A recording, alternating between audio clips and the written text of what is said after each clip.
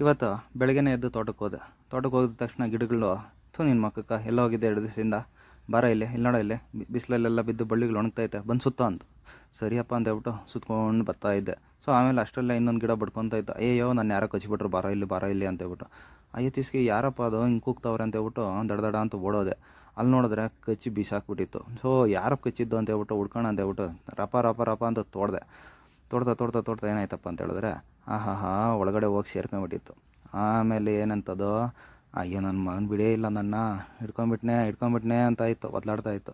ಎಲ್ಲನೋ ಹೋಗಲಿ ತಪ್ಪೊಪ್ಕೊಂಡಿದ್ಯಾ ಅಂತ ಹೇಳ್ಬಿಟ್ಟು ಎತ್ತಿ ಬಿಸಾಕ್ಬಿಟ್ಟು ಆಮೇಲೆ ಈ ಕಡೆ ಬಂದೆ. ಬರೋ ಪಾಟ್ಕ ಈ ಕಳೆಗಳು ನೋಡ್ತು.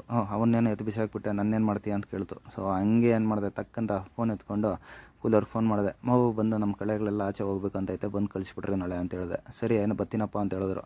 ಸೊ ಆಮೇಲೆ ಏನಪ್ಪ ಅಂತ ಹೇಳಿದ್ರೆ ನೀರು ಸ್ವಲ್ಪ ಬಿಡಬೇಕಾಗಿತ್ತು, ಎಲ್ಲ ಬಿಟ್ಬಿಟ್ಟು ಮನೆಗೆ ಹೊಂಟೆ. ಅಷ್ಟೇ ಇವತ್ತಿನ ಕತೆ.